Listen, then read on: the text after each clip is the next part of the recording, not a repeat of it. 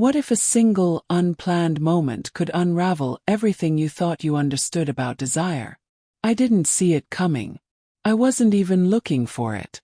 Yet it appeared sharp and undeniable, like the first breath after being held underwater.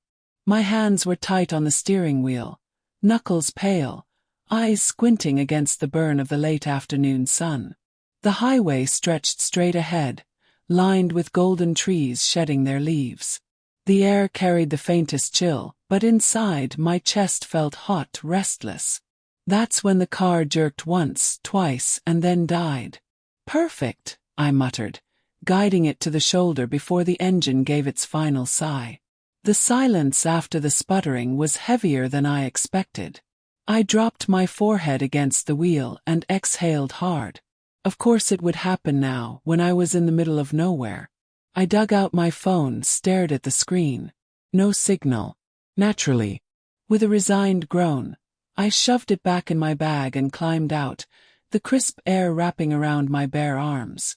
The smell of pine drifted from somewhere up the bend.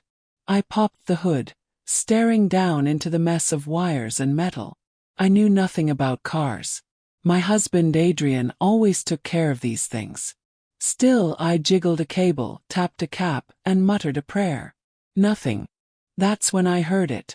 The low, steady rumble of an engine easing off the road. My head snapped up. A matte black truck rolled to a stop behind me. The driver jumped out, and for a moment, all I could do was stare. He was young, mid-20s maybe, tall and broad-shouldered, with windswept brown hair and a rough stubble that made him look older than he was. His fitted t-shirt clung in ways that hinted at muscle built from real work, not gym hours. "Need a hand?" he called, voice smooth but easy, a hint of humor tucked at the edge of his mouth. "Yeah," I said, brushing my hair out of my eyes, trying not to look rattled. "It just quit on me." He stepped closer, boots crunching gravel, and leaned under the hood. "Mind if I take a look?" He moved aside.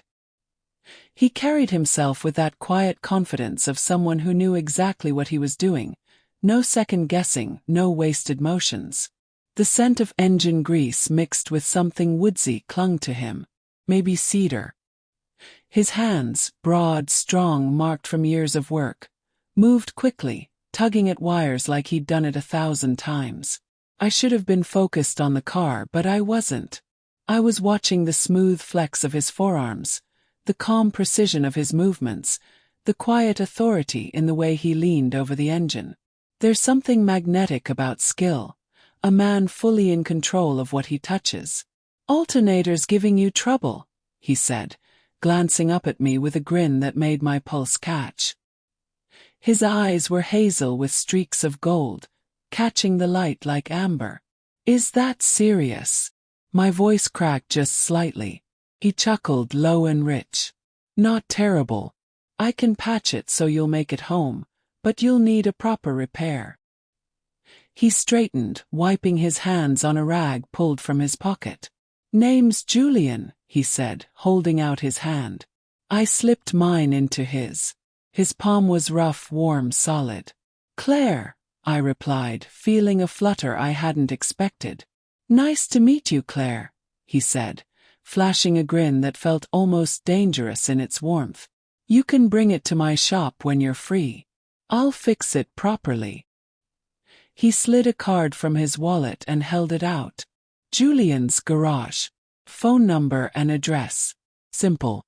"You've saved me," I said, trying for casual, though my pulse betrayed me. "Just lucky I came by," he replied, eyes lingering on mine a moment longer than necessary. That flicker lit something buried deep in me. Then he climbed back into his truck, engine rumbling back to life, and was gone, leaving me with a car that ran again, and a heartbeat that wouldn't slow. When I pulled into the driveway, the porch light glowed softly. Adrian stood waiting, his gray hair glinting in the light. "There you are," he said with a smile. "I was starting to think you'd gotten lost." "The car broke down," I said, stepping out. "But someone stopped. Fixed it enough to get me home." "Someone just stopped like that?" He raised a brow, looping an arm around me. Guess it was your lucky day. You could say that, I murmured, tucking Julian's card into my purse before following Adrian inside. Adrian has always been steady, gentle, dependable. I love him for that. But as we ate dinner, even while we talked and laughed about trivial things, part of me stayed behind on that roadside with Julian. His sure hands, his steady eyes, the way he saw me. Not as someone's wife, not as a middle-aged woman simply moving through routines, but as a woman. Anything exciting today? Adrian asked as he spooned potatoes onto my plate. I hesitated too long. Not really, I said at last. Just the car. He nodded, satisfied. We slipped back into our usual rhythm, comfortable and familiar. But under my skin, something restless stirred. Later, lying in the dark beside Adrian's steady breathing, my mind betrayed me. I pictured Julian leaning over the hood, his fingers brushing wires with skill. I remembered the way his smile had lingered. Heat pooled in me, guilt prickling, but unable to drown out the thrill. What was wrong with me? Why couldn't I stop thinking about a stranger? The next morning, Julian's card lay on the counter. I stared at it far too long, tracing the letters with my fingertip. Just a mechanic. Just car trouble. That was all. Innocent. But the thought of seeing him again sent my heart into a reckless rhythm. Before I could talk myself out of it, I dialed. Julian's garage. His voice came warm through the line. Hi, it's Claire, I said quickly. You helped me yesterday. Of course. How's it running? Still going, but you said I should bring it in. Well, he said, we've got space now if you want. Now's fine, I replied too eagerly. Perfect. See you soon, Claire. The sound of my name in his voice clung to me long after the call ended. I drove over, nerves buzzing louder than the engine. When I arrived, he was outside, wiping his hands on a rag, that same easy smile spreading. There she is, he called. Glad you came. Wouldn't miss it, I quipped, cringing at my tone, but he didn't flinch. He got to work, focused and graceful, the t-shirt pulling across his shoulders with each movement. After a while he straightened. Might take longer than I thought. Probably need the full day. That's fine, I said quickly. No rush. Come on, I'll show you the details, he said, leading me into his office. It was small and cluttered. Papers, tools, grease-stained notes. He began scribbling on a pad. So, what do you do, Claire? I laughed softly. Not much these days.